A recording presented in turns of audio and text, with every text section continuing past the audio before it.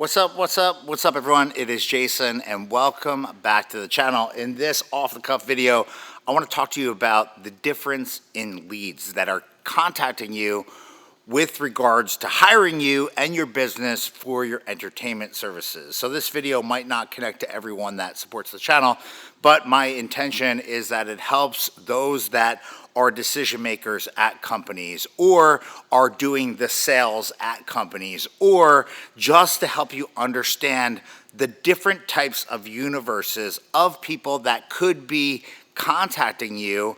And my hope is that it helps you sort through maybe some of the variables that people are, working through when they're gathering information for their wedding celebration. So real quick, there's a lot of content here on this channel about the business of entertainment, the business of DJing, the business of entertainment everything. And this video is really geared towards the sales portion of business because it's an important part of what we all work through in the world of weddings and private events and DJing as a whole. So let me back up a second. So every lead that hits you up, especially if you're advertising on platforms like Wedding Wire or The Knot or any other third party, might not be a hot or a warm lead. So let me characterize this way. There are different universes of people that could be reaching out to you, and for different reasons. I think understanding the parameters is super important because it'll help you close the gap and become more effective and efficient when you're talking to people. So what am I talking about? You get an email to your inbox from someone that reached out to you via a contact form on your website, or maybe you get a direct call from someone that actually was on your site or on your Instagram or on your TikTok, and they've actually reached out to you. I would consider this universe of opportunity to be a hot lead or a warm lead because they've seen something, they've looked through something, they've consumed something from you, and they're opting in, they're reaching out to you directly. I think this is a warm lead, and your likelihood of closing this opportunity in terms of actually getting a contract signed and being part of that event are significantly higher than a lukewarm or cool or cold lead, which I'm going to talk about in a second. An example of that kind of lead is someone that maybe reaches out to an entertainment company that they found on Wedding Wire or The Knot, and after they do that, there's a little pop-up window that comes up to this person saying, would you like to reach out to a couple more other entertainment companies that could help you for your big day? Or maybe because you're reaching out to this entertainment company, here's like 3 or 4 others that you might want to consider for your big day. Now, that person, all they have to do is basically click on a little radio button or a call-out button and hit the button send or submit, and you might get their information as well. So like they maybe registered a profile on The Knot or maybe Wedding Wire, and they filled out the bare basics. Hey, I'm getting married at this venue at this time. Here's my name, here's my thing. And I'm submitting this information using like a third party email or contact us variation or whatever. That's a cold lead in my opinion. That's a lead that, you know, if you reach out to them, you might get a response from that couple or that client saying like, hey, what company is this? I reached out to a couple companies. I'm not really sure who you are. Who is this again? What are you all about? What's your website? Asking very important questions because they don't really know, because they might have selected you on a list of opportunities that were suggested to them by this platform because those are all the people that are advertising on them. So how do we work this, and where am I going with this video? Understanding people that are super interested in you or understanding people that could be interested in you are 2 different processes, and your closing rates on the colder side of the conversation are going to be a lot less than the people that are actually interested in you.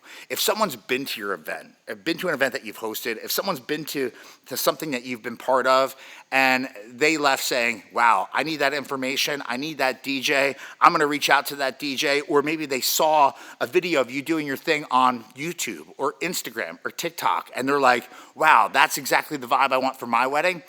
I think it's important to know that these people are a lot more dialed into who you are, what you're about, and what you're capable of. and how your brand, your presentation, the services that you showed off in that video might connect to them a lot stronger than someone that has no idea who you are, what you're about, what you're capable of, or what you even cost. The first side of this conversation, the warm lead, may have had a conversation with someone that you've worked with already, saying like, okay, what did it cost? I loved what they did. I'd love to do that for my wedding. They maybe saw something that was inspirational or something that they connected to. So they may have read through your website. They have maybe looked at your documentation that you have available online. They may have searched through reviews. They might have hit your Instagram account and insta-stalked everything that you've shared to do a little bit of homework on you to make sure that they are in line and you fit what they're looking for.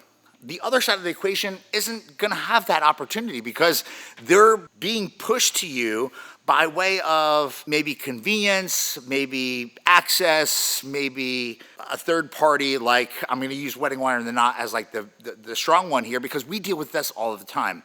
The likelihood of closing this is different. The conversation for this side of the argument has to be different. So the point of this whole video is understand who you're talking to, how they're getting to you, and make sure that you're crafting a story, a sales experience, the descriptives that connect to this side of the conversation when this side of the conversation is reaching out to you, or the other side of the opportunity world, people that are just like looking for a DJ. That could be a basic ass DJ. They might not have the money. They might not be qualified. They might not even know what you're about. Every DJ is a DJ to them. They don't really know. So this conversation needs to be very different than this conversation. And I hate to use all the visuals of me using my hands and whatnot, because I know people like tap in and they're like, oh, you're very animated. But like, it's so important.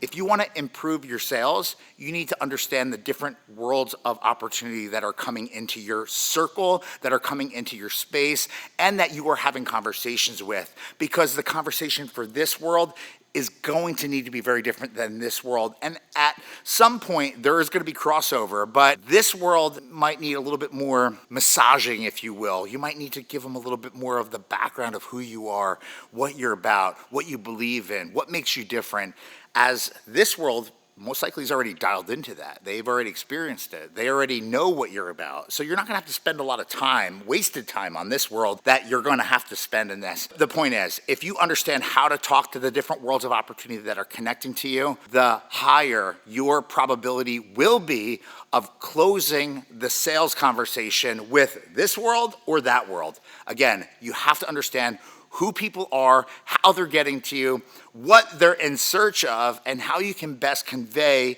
the message of who you are, what you're capable of, and what your company can do for them in a way that connects to them best. The quicker you figure this algorithm out, the more likely you will be successful in your future sales endeavors. Anyway, I hope this connects to you. I hope you found value in this video. Be sure to leave some questions if you have any down underneath this video, and be sure to smash the thumbs up button. I appreciate everyone's love and support here on the channel, and be on the lookout for more content coming right here to this channel in the days, weeks, and months ahead. The sales game is an important game, and you need to understand it if you want to take your business to the next level.